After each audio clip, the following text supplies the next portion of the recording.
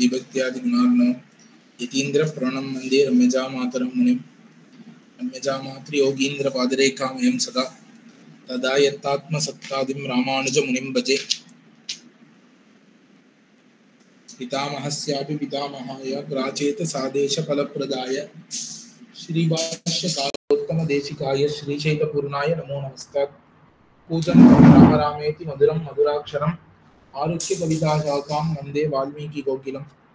यत्र यत्र रघुनाथकीर्तनं तत्र तत्र कृतमस्तकाञ्जलिं बाष्पवारि परिपूर्णलोचनं मारुतिं नमत राक्षसान्तकं। वेदवेद्ये परे पुंसि जाते दशरथात्मजे वेदः प्राचेतसा दासीत् साक्षात् रामायणात्मना। वैदेही सहितं सुरद्रुमतले हैमे महामण्डपे मध्ये पुष्पकमासने मणिमये वीरासने सुस्थितम्। अग्रे वाचेति प्रभञ्जनसुते तत्त्वं मुनिभ्यः परं व्याख्यान्तं भरतादिभिः परिवृतं रामं भजे श्यामलम्।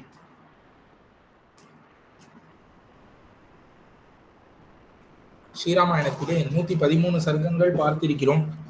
114வது சர்க்கம்ல பார்க்கணும். ராவணன் மாண்டு போய் கீழே விழுந்து கிடக்கும் பொழுது அவனுடைய பத்னிக்கள்லாம் புலம்புவதை நாம் பார்த்தோம். இப்ப அந்த பத்னிக்குள்ளே மூத்தவளான மந்தோதரி, இந்த மந்தோதரி என்ன புலம்புகிறாள்ங்கிறத பார்க்கலாம். 114ஆம் சர்க்கம் முதல் ஸ்லோகம். தாசாம் விலபமானானாம் ததா ராட்சசயோஷிதாம் ஜேஷ்டா பத்னி பிரியாதீனா பர்த்தாரம் சமுதைக்ஷத.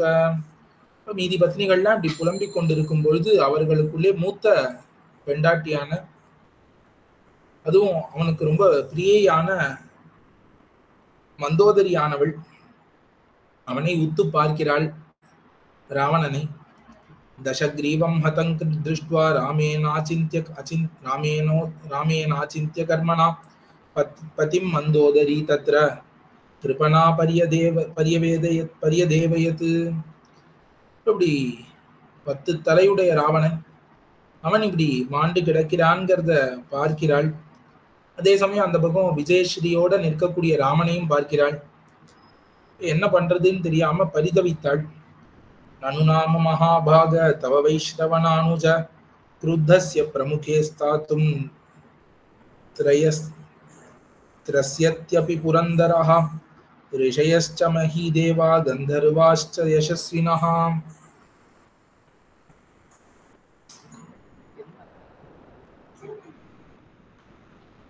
அவ புலம்ப ஆரம்பிக்கிறாள்.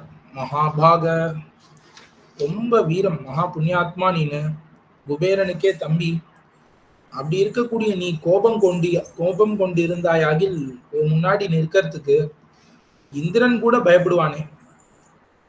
நனுநாம தவோத்வேகா சாரணாச்ச திசோதகதாக சத்வம் மானுஷமாத்ரேன ராமேன யுதி நிர்ஜிதாக.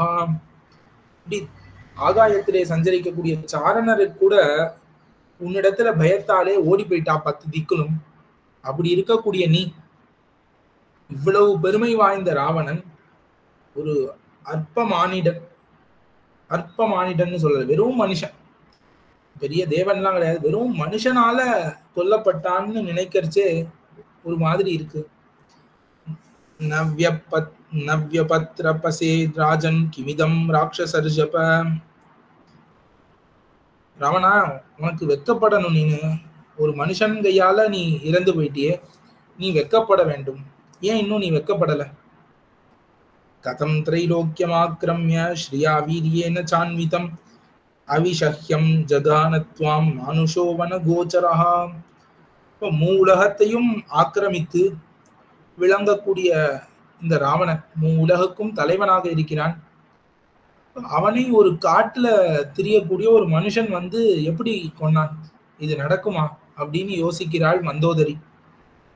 மானுஷானாம் அவிஷயே சரதः காமரூபிணः விநாசஸ்தவ ராமேன சயுகேனோபபத்யதே.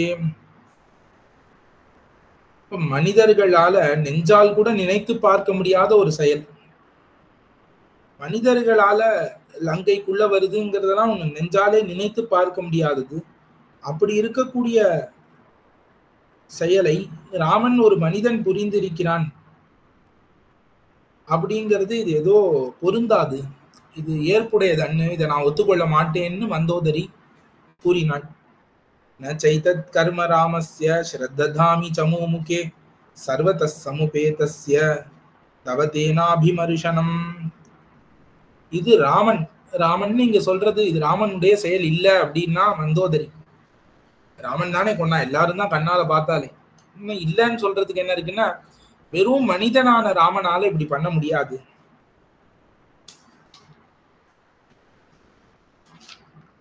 இது ராமனுடையதாகவே நான் நம்பவில்லை. எதைவ ஜனஸ்தானே ராட்சசைர் பகுபிர் விருதா கரஸ்தவ ஹதோ பிராதா ததைவாசௌ ந மானுஷா. எப்பொழுது ஜனஸ்தானத்திலே 14,000 அரக்கர்களோடு போருக்கு போன உன்னுடைய தம்பியான கரண் அவனை இவன் கொன்னான் அப்படிங்கறத கேட்டேனோ, அப்பயே இவன் மனிதன் இல்லைங்கிறது எனக்கு தெரியும். அப்பவே இவன் மனிதன் கிடையாதுங்கிறத நாம் புரிந்து கொண்டு இருக்க வேண்டும். எதைவ நகரீம் லங்காம் துஷ்பிரவேஷாம் சுரைரபி பிரவிஷ்டோ ஹனுமான் வீரியாத் தத்தத் வீரியாத் ததைவ வியதிதாவயம். இது வரைக்கும் யாருமே உள்ள நுழைந்ததே இல்லை, யாராலையும் நுழைய முடியாதுங்கிற இந்த லங்கைக்குள்ள ஹனுமான் எப்போ வந்து நுழைந்தாரோ அப்பவே நாம் எல்லாம் முடிந்து போய்விட்டோம். அப்பொழுதே நாம் எல்லாம் முடிந்து போய்விட்டோங்கிறது தான் உண்மை.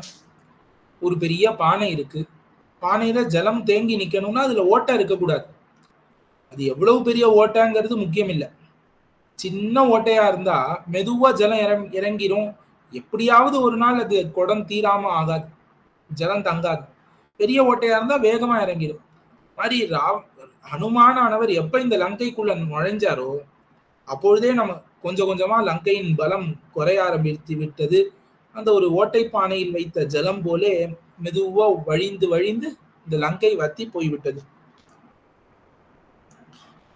மந்தோதரி புலம்புறா, எப்ப ஹனுமான் நுழைஞ்சாரோ அன்னைக்கே நாங்கெல்லாம் மனசுல முடிவு பண்ணிட்டோம், வேதனைய நமக்கு தான் மிச்சம், வேதனை தான் மிச்சம்னு முடிவு பண்ணிட்டோம்.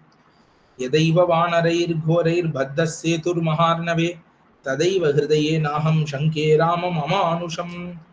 இப்ப எப்ப வானரங்கள்லாம் சேர்ந்து கடல்ல ஒரு பாலம் கட்டினான்னு நான் தெரிந்து கொண்டேனோ அப்பவே என் மனசுல முடிவு பண்ணிட்டேன், ராமன் மனிதன் இல்லை, ராமனை நான் மனிதனாக நினைக்கவில்லை அப்படின்னு மந்தோதரி முடிவு கட்டிவிட்டாள். அதவா ராமரூபேன கிருதாந்த ஸ்வயமாகதா மாயாம் தவ விநாசாய விதாய பிரதிதர்க்கிதாம். ஒருவேளை இப்படி இருக்கலாம், ஒருவேளை அந்த சிவனே நேர்ல ஒருவேளை ருத்ரன், அவன் தானே சம்ஹாரம்லாம் பண்றான் எல்லாரையும், ஆகையாலே அவனே இந்த மாதிரி மனுஷனா மாறி ஒரு மாயையினால ஒரு சீதைன்னு ஒரு அவனே பொய்யா உருவாக்கி இந்த மாதிரி உன்னை இந்த வலையில மாட்ட வச்சுட்டானா என்னன்னு தெரியலையே, அப்படி இருக்கலாமோ அப்படின்னு சந்தேகிக்கிறாள் மந்தோதரி. அதவா வாசவேனத்துவம் கர்ஷிதோசி மகாபல. இல்ல இந்திரனை நீ எவ்வளவோ படுத்திருக்க, அந்த இந்திரன் இப்படி வந்து உன்னை தாக்கிட்டானா அப்படின்லாம் யோசிக்கிறா. அப்புறம் பார்க்கிறா, வாசவஸ்ய குதோ சக்தி ஸ்வாம் திரஷ்டுமபி சம்யுகே. யோசித்தா, இந்திரன் வந்திருக்கலாம், இருந்தாலும் இதுக்கு முன்னாடிலாம் யுத்தத்துல ராவணனை வெறும்னையே இந்திரன் பார்க்க மாட்டான், யுத்த பூமியில எழுத்தாப்புல நின்று யுத்தம் பண்றச்சு ராவணனை பார்க்க கூட இந்திரனுக்கு தைரியம் கிடையாது. அவன் வந்து ராவணனை கொல்றதாவது இதெல்லாம் நடக்குமா? நடக்கவே நடக்காது. இது எப்படி, அவனுக்கு எப்படி இவ்வளவு சக்தி வந்தது? அவன் கண்ணால கூட ராவணனை பார்க்க மாட்டான், ஓடி போயிடுவானே அப்படின்னு என்னென்னவோ யோசித்து பார்க்கிறாள் மந்தோதரி. இது எதுவுமே சரிப்பட்டு வரவில்லை.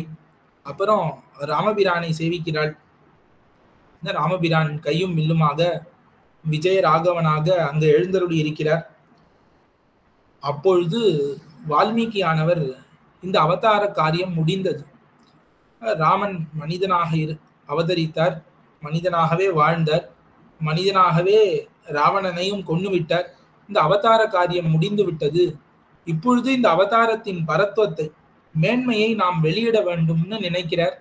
மந்தோதரி வாயால வால்மீகியானவர் இந்த ராமாயணத்திலே பரதேவதா நிச்சயம், யார் ராமர், அவர் எவ்வளவு உயர்ந்த தேவதை என்பதை நிச்சயிப்பதற்காக 4 ஸ்லோகங்கள் இதற்கு மந்தோதரி சதுஷ்லோகின்னு பிரசித்தமாக சொல்லுவார்கள்.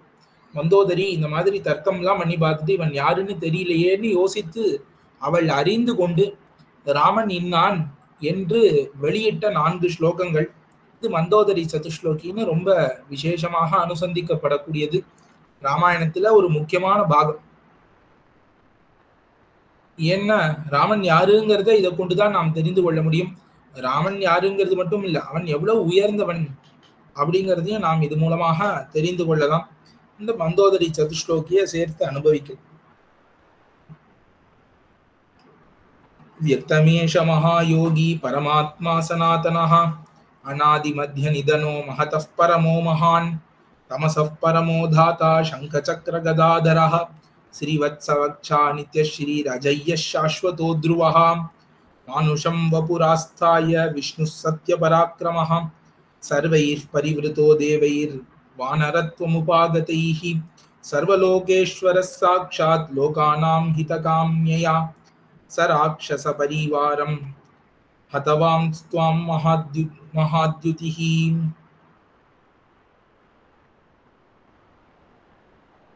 இப்ப 4 ஸ்லோகங்கள்ல யாரு ராமன் யாரு அப்படிங்கிற அவ்யக்தம் அப்படின்னு ஆரம்பிக்கிறாள். இது திண்ணம், இதுல ஒன்றும் ஒளிவு மறைவே கிடையாது.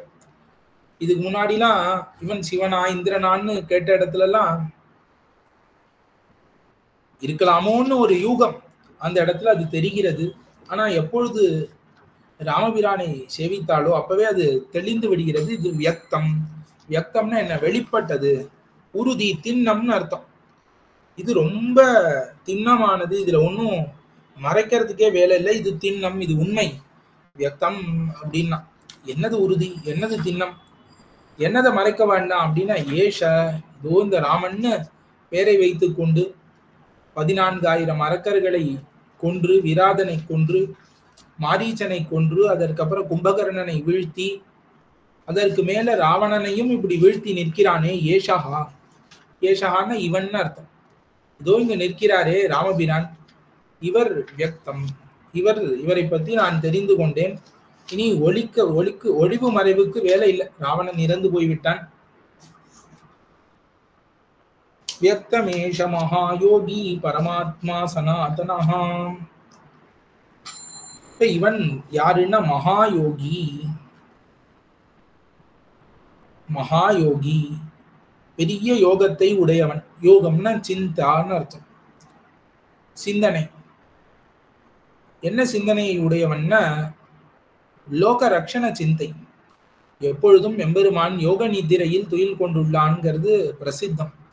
என்ன யோக நித்திரை? யோக நித்திரைன்னு என்ன அர்த்தம் அப்படின்னா இந்த உலகத்தை எல்லாம் உயோகு துயில் கொண்ட பரம்பரனேன்னு ஆழ்வார் அருளி செய்கிற இந்த உலகத்தை எல்லாம் எப்படி ரட்சிக்க போகிறோம், எப்படி காக்க போகிறோம்ங்கிற அந்த சிந்தனையே எப்பொழுதும் மனசிலே ஓடிக்கொண்டிருக்கும். அதுதான் யோக நித்திரை, யோக சிந்தனைன்னு சொல்லப்படுகிறது. அந்த மாதிரி உயர்ந்த யோகத்தை உடையவன். என்ன யோகம்? இந்த லோகத்தை எல்லாம் எப்படி ரட்சிப்பதுங்கிறதையே யோசித்து கொண்டு இருக்கக்கூடியவன். அவன்னா இதை பண்ணுவான். இப்ப இந்த உலகத்துக்கு ஒரு முள்ளு முளைத்த உடனே அந்த முள்ளை பிடுங்கி எடுக்கக்கூடியவன் யாரா இருப்பான்? அந்த உலகத்தை காக்கக்கூடியவனாதான் இருப்பான். அதனால முதல்ல அதை சொல்கிறார். அவன் மகாயோகி. மகாயோகின்னா என்ன? இவன் தான் லோக ரக்ஷண சிந்தையை பண்ணி கொண்டிருக்கக்கூடியவன். ஆகையாலே இவன் தான் மகாயோகி. இவன் தான் பற்பல இந்த ஜகத்தை உண்டாக்கினவன், இந்த ஜகத்தை ஸ்தாபித்து நிற்கும்படி பண்ணினவன். ஆக இந்த மகாயோகி இருக்கானே அவன் தான் வியக்தம். வியக்தமேஷ மகாயோகி. யார் அந்த மகாயோகி? பரமாத்மா. பரமாத்மா இவன் தான். பரமாத்மான்னு என்ன அர்த்தம்? உயர்ந்த ஆத்மா. ஆகையாலே எல்லா ஜீவாத்மாக்களுக்கு உள்ளும் இருக்கக்கூடியவன் தானே பரமாத்மா. அனைவருக்குள்ளும் இருக்கக்கூடியவன் பரமமான ஆத்மா, பரமாத்மான்னு சொல்லுவார்கள். பரஸ்சாசௌ ஆத்மாச்ச பரமாத்மா அப்படின்பர்கள். எல்லா ஜீவாத்மாக்களை காட்டிலும் உயர்ந்தவன் இவன். சாதாரண ஜீவனே கிடையாது. ஒரு ஜீவனால ராவணனை கொல்லவே முடியாது. அந்த பரமாத்மா தான் வந்தான். ஆகையாலே இவன் எல்லாருக்குள்ளும் எல்லா தேவதைக்குள்ளும் அந்த இந்திரன், சிவன், பிரம்மான்னு எல்லா தேவதைக்குள்ளும் உள்ளும் புறமும் வியாபித்திருக்கக்கூடிய பரமாத்மா. வியக்தமேஷ மகாயோகி பரமாத்மா. பரமாத்மான்னு சொன்னா போருமா? சனாதனஹா. இவன் எப்படி பரமாத்மான்னு கண்டுபிடிச்சான்னு பார்க்கவே தெரியாது. சனாதனஹா. சனாதனஹான்னா ரொம்ப பழையவன் அர்த்தம். பழையவன் என்ன அர்த்தம்? ஒருபடிப்பட இருக்கக்கூடியவன், ஷட்பாவ விகாரங்கள் இல்லாதவன்.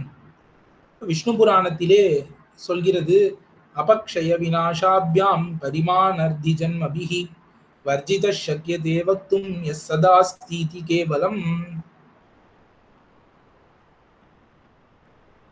இப்ப 6 பாவ விகாரங்கள். அபக்ஷயம் அப்ப தேய்ந்து போதல். இந்த உலகத்துல இருக்கக்கூடிய பொருள் எல்லாம் பார்த்தோம்னா ஒண்ணு பிறக்கும்.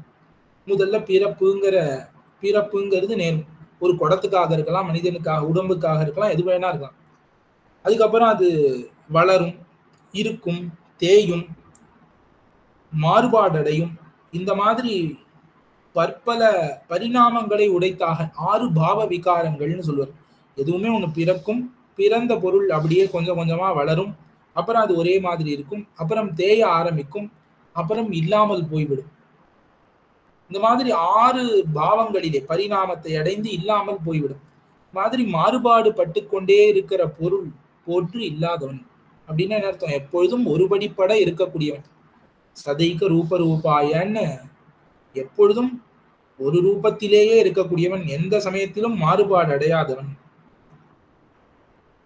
எப்பொழுதும் இருக்கிறான்னே சொல்லக்கூடியவன் சனாதனன். அனாதி மத்திய நிதனகான்னு அடுத்தது சொல்கிறாள்.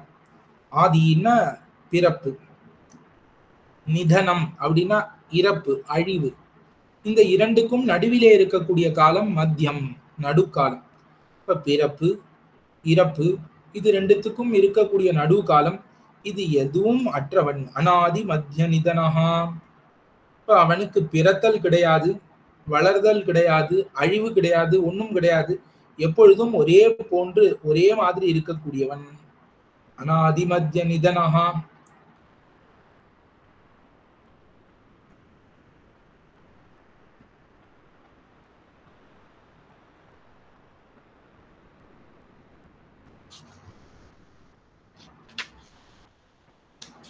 இதற்கு மேலே இவன் எப்படிப்பட்டவன்னா சாஸ்வதஹா, துருவஹா. அதாவது இதற்கு முன்னாடி பார்த்தோம், சனாதனஹாங்கிறதுனால 6 பாவ விகாரங்கள். அதாவது இந்த உலகத்திலே இருக்கக்கூடிய பொருள்லாம் எப்படி மாறுபாடு அடைகிறதோ அந்த மாதிரி மாறுபாடு அடையாதவன் சொன்னார். அதேதான் விளக்குகிறார். அதுல 3 மாறுபாடுகள் சொல்லிட்டார். ஆதி, மத்தியம், நிதனம். பிறப்பு, இறப்பு, நடுவுள்ள காலம். அதற்கு மேல பின்னாடி அந்த அடுத்த ஸ்லோகத்துல சாஸ்வதஹான்னு சொல்கிறார். சாஸ்வதஹான்னு என்ன? சாஸ்வதமா இருக்கு அப்படின்னா நித்தியமா இருக்குன்னு அர்த்தம். ஆகையாலே இது என்னைக்கும் தேய்தலை அடையாதவன். துருவஹா அப்படின்னு ஒரு வார்த்தை இருக்கு. துருவஹா அப்படின்னா உறுதிப்பட இருக்கக்கூடியவன். அதனால மாறுபாடு, இந்த உலகத்துல இருக்கிறதுலாம் மாறுதலே மாறாததுன்னு சொல்கிறார்களே, மாதிரி எப்பொழுதும் மாறிக்கொண்டே இருக்கக்கூடிய உலகத்துக்கு நடுவிலே மாறாத ஒரு பொருள்னா அது எம்பெருமான் தான், பரமாத்மா. அவன் தான் மாறுபாடு அடையாதவன்.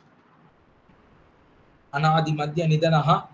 இப்படி இருக்கக்கூடியவன், எந்த ஒரு விகாரமும் இல்லாமல், சதைக ரூப ரூபாய விஷ்ணவே சர்வஜிஷ்ணவேன்னு சொல்கிறோமே, எப்பொழுதும் ஒருபடிப்பட இருக்கக்கூடியவன். அவிகாராய சுத்தாய நித்யாய பரமாத்மனேன்னு அவனை போற்றுகிறோம் நாம். விகாரமற்றவனாக இருக்கிறான். மகதः பரமோ மகான். மகதா பரமஹா மகான். ரொம்ப அழகா சொல்றார். அவன் உயர்ந்தவன்கிறத சொல்லணும். மந்தோதரி உயர்ந்தவன்கிறத எப்படி காமிக்கிறாள்னா, அவன் உயர்ந்தவர்களை காட்டிலும் உயர்ந்தவன்கிறான். இவன் பெரிய ராஜா அப்படின்னு ஒருத்தனை பார்த்து சொன்னோன்னா, ஏதோ பிரஜைகளுக்கு தான் ராஜான்னு அர்த்தம். இவன் ராஜாதி ராஜன் அப்படின்னு சொன்னா என்ன அர்த்தம்? ராஜாக்களுக்கே ராஜன்னா சக்கரவர்த்தி அப்படிங்கிறது தெரியும்ல. மாதிரி இந்த உலகத்துல உயர்ந்தவர்கள்னு யாரெல்லாம் நாம் சொல்கிறோம்? பொதுவா இந்திரன், அந்த மந்தோதரியை பொறுத்த வரைக்கும் இந்திரன், தேவதைகள், இவர்கள்லாம் ரொம்ப உயர்ந்தவர்களாக உலகத்துல எல்லாரும் பார்க்கப்படுகிறார்கள்ல. அவர்கள்லாம் மகான்கள். மகதஹா பரமஹா, அவர்களை காட்டிலும் மேம்பட்டவன் இவன். அவர்களை காட்டிலும் மகதா மகான் பரமோ மகான் அப்படின்னு சொல்லப்படுகிறது. அதை காட்டிலும் மேம்பட்டவர்கள் பிரம்மா, சிவன் முதலான அடுத்த வர்க்கத்தில் உள்ள தேவதைகள். அவர்களை காட்டிலும் மேலான மகான் இவன் நாராயணன்.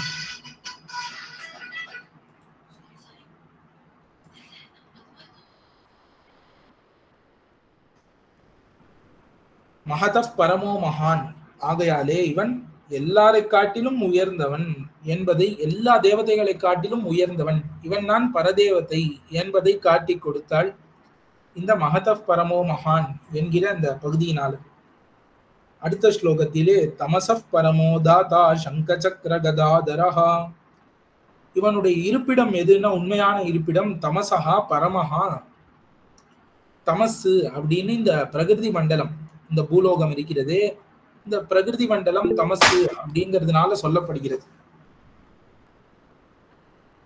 அதாவது சத்துவம், ரஜஸ், தமசு என்கிற இந்த முக்குணங்களோடும் கூடியிருக்கிறபடினால இந்த பிரகிருதி மண்டலத்துக்கு தமசுன்னு பேரு.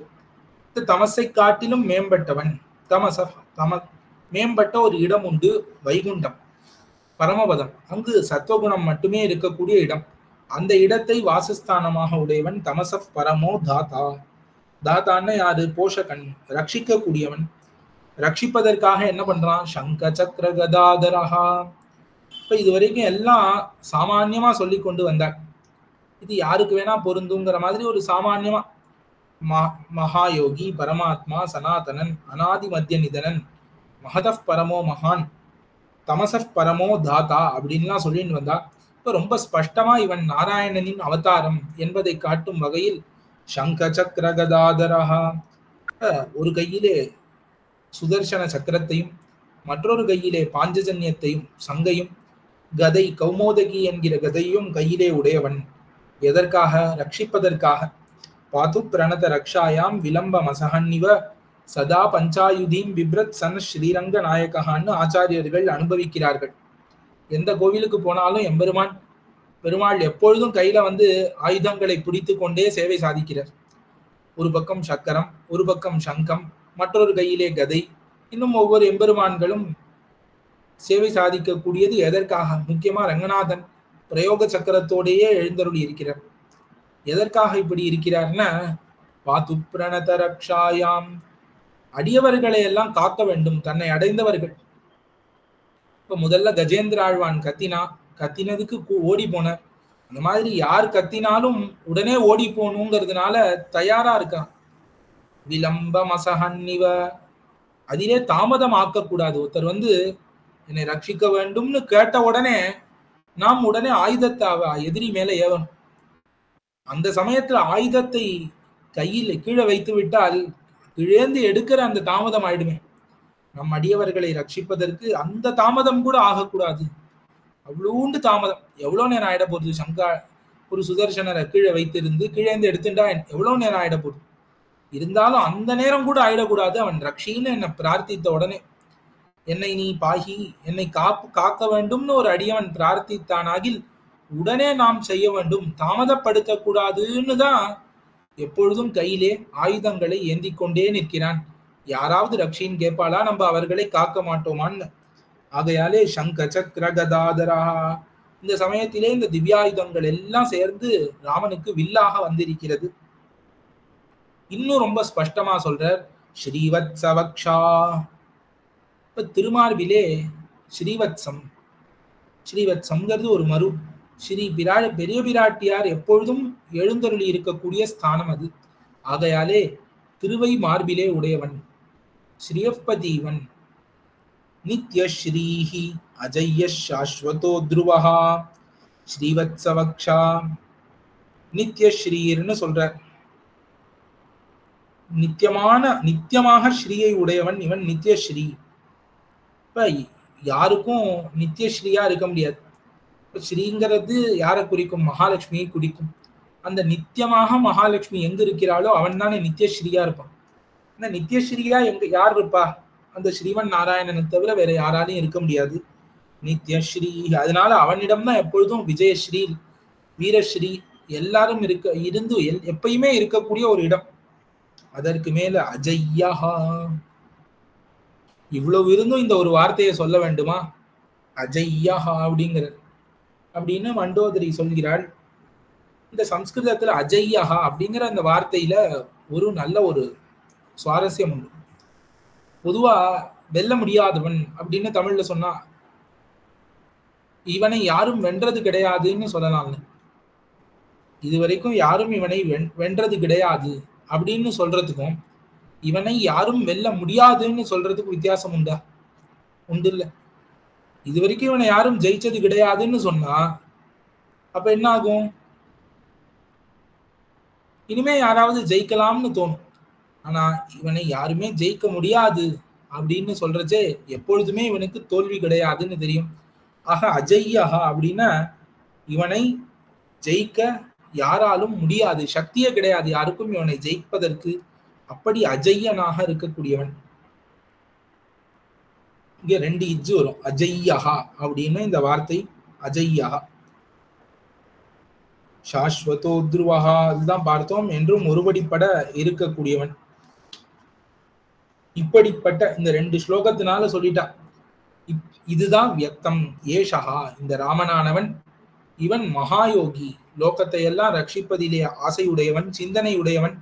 அதற்கு மேல பரமாத்மா, எல்லா இடத்திலும் புக்கு உள்ளும் புறமும் வியாபித்திருக்கக்கூடிய பரமாத்மா, சனாதனன், மாறுபாடு இல்லாதவன், பிறப்பில்லாதவன், இறப்பற்றவன், எல்லா தேவதைகளை காட்டிலும் பிரம்மருத்ர இந்திரர்கள் ஆகிய எல்லா தேவதைகளை காட்டிலும் மேம்பட்டவனாக இருக்கக்கூடியவன், ஸ்ரீவைகுண்டத்திலே எப்பொழுதும் வாழக்கூடியவன், ஆசிரிதர்களை ரட்சிப்பதற்காக கையிலே சங்க சக்கர கதைகளை ஏந்தி கொண்டு திருமார்பிலே பிராட்டியை தரித்து கொண்டு எப்பொழுதும் பிராட்டி அருகிருக்க யாராலும் வெல்ல முடியாத ஒரு திருவுரு. அப்படிப்பட்ட உயர்ந்த ஸ்ரீமன் நாராயணன் அவன்தான் இந்த ராமன் என்று சொல்லிவிட்டு வியக்தம் இது உறுதி அப்படின்னா இதை யாரும் மாற்ற முடியாது, இது உறுதி. மேல சொல்கிறாள். இது 2 ஸ்லோகம் பார்த்திருக்கோம் 4 ஸ்லோகத்துல. அடுத்து 3வது ஸ்லோகம். மானுஷம் வபுராஸ்தாய விஷ்ணு சத்ய பராக்கிரமஹ சர்வைர் பரிவிருத்தோ தேவைர் நரத் வானரத்வம் உபாகதைஹி. ஸ்ரீ இவ்வளவு பெரிய பரமாத்மான்னா அவன் இப்படி வந்து சண்டை போடணும் அப்படின்னா மானுஷம் வபுராஸ்தாய,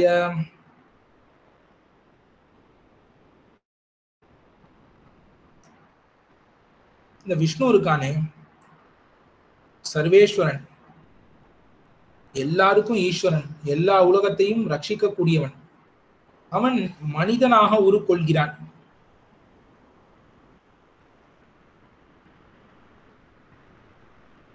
ஏன் அப்படின்னா அவன் விஷ்ணுவாக இருக்கிறான். விஷ்ணுவாக இருக்கானே அவன் இப்படி வந்து இவனை கொல்லலாமா அப்படின்னா அதுக்குதான் மானுஷம் வபுராஸ்தாய, மனிதனாக உடம்பை எடுத்துக்கொண்டு வருகிறான். மானுஷம் வபுராஸ்தாய விஷ்ணு சத்ய பராக்கிரமஹா. இப்ப மீதி பேர்கிட்ட இருக்கக்கூடிய பராக்கிரமம் எல்லாம் வந்து இவன் அனுகிரகித்ததுதான். அவரவர்கள் புண்ணிய பாபத்துக்கு ஏத்த மாதிரி வரக்கூடியது. ஆனா இவன்கிட்ட இருக்கிறது சத்தியமான பராக்கிரமம், எப்பொழுதும் ஒருபடிப்பட இருக்கக்கூடிய வீரத்தை உடையவன்.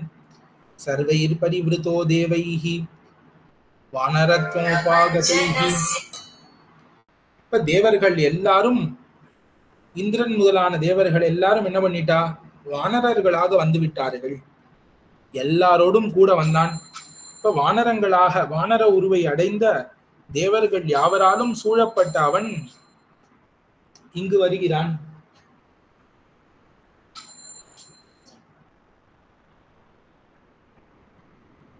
சர்வலோகேஸ்வரஹா, எல்லா லோகத்துக்கும் ஈஸ்வரன் அவன்தான். அதற்கு மேல மகாத்யுதிஹி, மகிமை மிக்கவர், பெரிய துதிஹி, சர்வலோகேஸ்வரஹா. இப்படிப்பட்டவன் என்ன பண்ணுகிறான்னா எல்லா லோகத்தையும் நியமிக்க கூடியவன். சாக்ஷாத் விஷ்ணு, அவன் தான் சாக்ஷாத் விஷ்ணு, வேற யாரும் கிடையாது. அப்படி இருக்கக்கூடியவன் சத்ய பராக்கிரமஹா லோகானாம் ஹித காம்யயா. சரி, இப்படிலாம் இருக்கக்கூடியவன் எதற்கு இந்த மாதிரி பண்ண வேண்டும்? ராவணனை கொண்டு அவனுக்கு என்ன ஆக போகுது? நான் பரமாத்மா அப்படின்னா எல்லாருக்கும் பொதுவானவன். அசுரர்களுக்கும் அவன் தான் பரமாத்மா, ராட்சசர்களுக்கும் அவன் தான் பரமாத்மா, தேவர்களுக்கும் அவன் தான் பரமாத்மா. வேற ஒருவர் கிடையாது இல்ல. இப்ப தேவர்களுக்காக அரக்கர்களை, ராட்சசர்களை ஏன் கொல்லணும்? ராட்சசர்களுக்காக தேவர்களை கொல்லலாமே.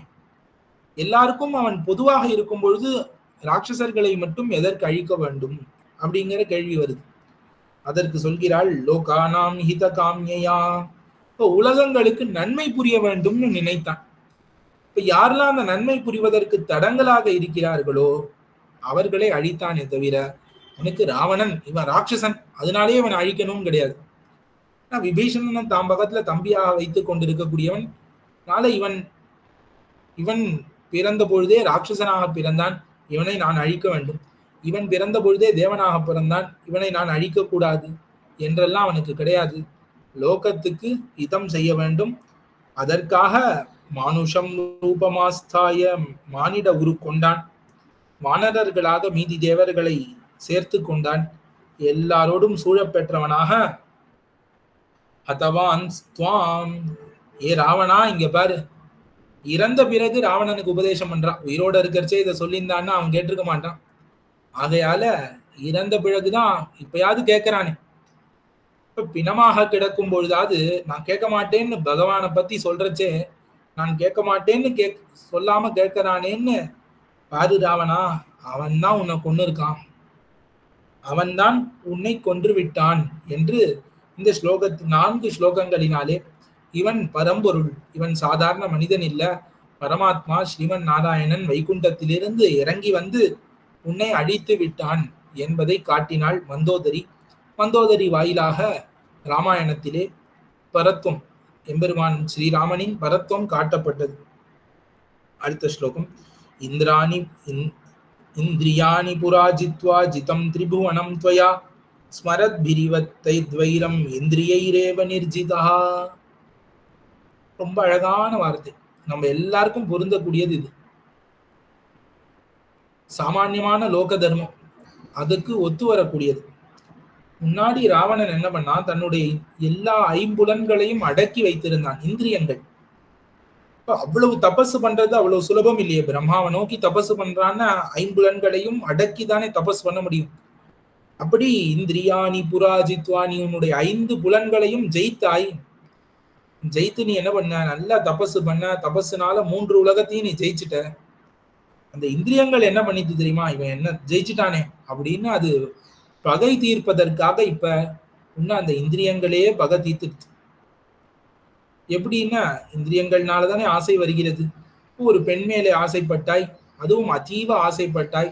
அதற்கு மேல எவ்வளவோ பேர் நல்லது சொல்லியும் அதை கேட்காம இந்த இந்திரியங்கள் சென்ற வழிக்கு, ஆசை சென்ற வழிக்கு சென்றாய். அது உன்னை ஜெயிச்செடுத்து, அவ்வளவுதான். இப்ப நீ எப்ப இந்திரியங்களை ஜெயிக்கிறாயோ அப்ப உலகத்தை நீ ஜெயிக்கலாம். இந்திரியங்கள் உன்னை ஜெயித்தால் நீ அழிந்து போவாய். அதுதான் காரணம். அதனால நீ ராமனால கூட கொல்லப்படல அப்படின்ட்டு. இதுக்கு முன்னாடி ராமன் உன்னை கொன்னான் அப்படின்னு சொன்னா, அப்புறம் பார்க்கிறார் ராமன் என்ன தப்பு பண்ணான், இவனுடைய இந்திரியங்கள் காரணமாக இவனே அழிந்து போனான் என்று சொன்னான். கிரியதாம விரோதச்ச ராகவே நேதி யன்மயா உச்சியமானோ ந கிருஹாசி தஸ்யேயம் யுஷ்டி ராகதா. நான் முன்னாடியே சொன்னேன் உங்ககிட்ட, ராமனோடு விரோதம் வைத்துக் கொள்ள வேண்டாம்னு சொன்னேன். ஆனால் நீ அதை கேட்கலை. அதனுடைய பயன் இப்ப நீ இறந்து கிடக்கிறாய். அகஸ்மாத் சாபிகாமோசி சீதாம் ராட்சச புங்கவ ஐஸ்வர்யஸ்ய விநாசாய தேஹஸ்ய ஸ்வஜனஸ்ய ச. ஏதோ நீ திடீர்னு சீதை மேல இவ்வளவு ஆசை வச்சுட்டே. ஆசை வைக்கலாம், ஆசை தப்பில்லை. ஆனாலும் அபிகாமஹ, ரொம்ப அதிகமான ஆசை, ரொம்ப பேராசை, ரொம்ப அதை அடையலைன்னு நான் உயிரோடு இருக்க மாட்டேன், இல்லை எதை அழித்தாகிலும் அதை நான் அடைந்தாகணுங்கிற அந்த ஆசை வைத்தியே. அதுதான் நீ இறந்து போனாய். உன்னுடைய சொந்த பந்தங்கள் எல்லாம் இறந்து போனது எல்லாத்துக்கும் காரணமாயிடுச்சு. அருந்தத்யா விசிஷ்டாம் தாம் ரோஹிண்யாச்சாபி துர்மதே சீதாம் கர்ஷயதா மான்யாம் துவயாக்கிய சதிருஷம் கிருதம். துர்மதேங்கிறான். இப்ப தீய புத்தியோடு ராவணா நீ என்ன பண்ண, அருந்ததி தேவியா இருக்கட்டும், ரோகிணி தேவியா இருக்கட்டும், இப்போ உலகத்துல யாரெல்லாம் பதிவிரதைன்னு மேலாக நாம் சொல்கிறோமோ அவர்களை காட்டிலும் வெகுமதிக்கத்தக்கவள் தாம் மான்யாம் அப்படிங்கிறார். அப்படி மான்யையாக இருக்கக்கூடியவள் சீதை. எப்படிப்பட்டவள்? அருந்ததி தேவி, ரோஹிணி தேவி இவர்களையெல்லாம் காட்டிலும் மேம்பட்டு ரொம்ப தக்கவளாக இருக்கக்கூடிய அவளை அவமதித்தாய். ஆகையாலே இது தகாத செயல். வசுதாயாச்ச வசுதாம் ஸ்ரீயாஸ்ரீம் பர்த்ருவத்சலாம் சீதாம் சர்வானவத்யாங்கீம் அரண்யே விஜனே சுபாம் அனயித்வா துதாம் தீனாம் சத்மனா சத்மனாத்மஸ்வதூஷணம் அப்ராப்ய சைவ தம் காமம் மைதிலி சங்கமே கிருதம் பதிவிரதாயாஸ்தபசா நூனம் தக்தோசி மே பிரபோ. எனக்கு சுவாமி நான் சொன்னேன் வேண்டாம், இன்னொரு ஸ்திரீட்ட விளையாடாதேன்னு சொன்னேன். வசுதாயாச்ச வசுதாம். இப்ப இந்த பூமி இருக்கே, இந்த பூமிக்கே ஒரு இடமாக இருக்கக்கூடியவள் அவள். பூமியே அவளிடம்தான் தங்குகிறது, நிலை பெற்று நிற்கிறது. பூமியே நிலை பெற்று நிற்கிறதுக்கு காரணமே அந்த சீதை தான். ஸ்ரீயாஹா ஸ்ரீம்.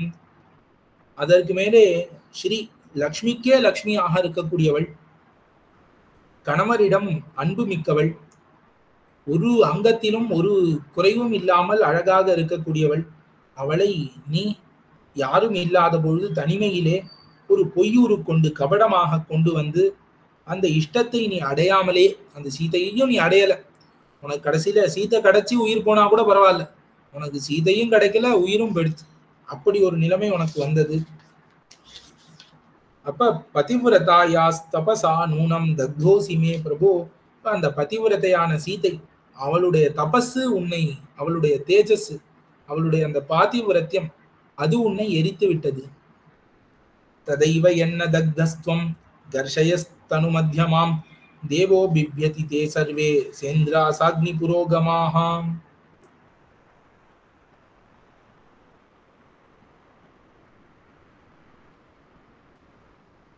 இந்திரன் உள்ளிட்ட தேவர்கள் கூட உன்னிடத்திலே பயந்து கொண்டிருக்கிறார்கள்.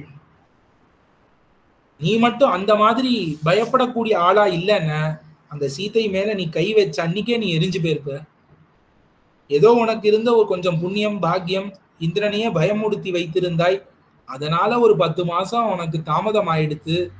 இல்லைன்னா ஒரு பதிவிரத்தை மேல நீ கை வைத்த பொழுது நீ எரிந்து போய்விருப்பாய்.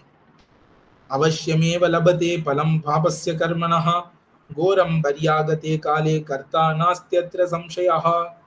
ஆகையாலே ஒரு பாபத்தை செய்தவன் அந்த பாப கர்மத்தின் கொடிய பலன் அதை ஏற்ற காலம் வரும் பொழுது அனுபவித்தே தீருவான். இதில் எந்த ஒரு ஐயமும் இல்லை. சுபகிருத் சுபமாப்னோதி பாபகிருத் பாபமஷ்ணுதே. நல்லது செய்பவன் நல்லதை அடைவான், பாபத்தை செய்தவன் பாபத்தை தான், தீமை செய்தவன் தீப்பயனைத்தான் அடைவான். அதுல எந்த சந்தேகமும் இல்லை, இதை யாராலையும் மாற்ற முடியாது. விபீஷண சுகம் பிராப்தஸ்துவம் பிராப்த பாபமீதிருஷம். அதற்கு உதாரணம் சொல்றா. விபீஷணன் நல்லதை செஞ்சான், உனக்கு நன்மை கிடைச்சது. நீ தீயதை செய்தாய், உனக்கு தீமை கிடைத்தது. சந்தியன்யா பிரமதாஸ்துப்யம் ரூபேனாப்யதிகாஸ்ததஹ. உனக்கு நான் ஒருவள் கூட தான் மனைவி கிடையாது, பல மனைவி இருக்கிறார்கள். அதுலயும் அழகுக்கு குறைவில்லாதவர்களா தான் எல்லாருமே இருக்கா. அனங்கவசமாபன்னஸ்துவம் து மோகான்ன புத்தியசே. இப்ப நீ தேவையில்லாம காமவசப்பட்டு இவர்களிடத்துல இருக்கக்கூடிய உண்மையான அன்பை நீ பார்க்கவில்லை.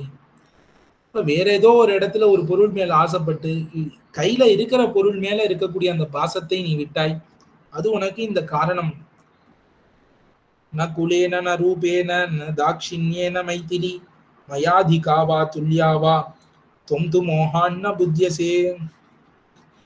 உனக்கு ஏத்தபடி குலத்துல, ராட்சசனான உனக்கு ஏத்த அந்த குலத்திலையும் சரி, உனக்கு ஏத்த அழகிலும் சரி, உனக்கு அனைத்து ஒரு காரியங்களையும் செய்யக்கூடிய அந்த தாட்சிண்யம், உன்னுடைய மனம் போனாமல் நடக்கக்கூடிய தன்மையிலும் சரி, என்ன காட்டிலும் சீதை ரொம்ப உனக்கு பண்ணிட போறது இல்லை.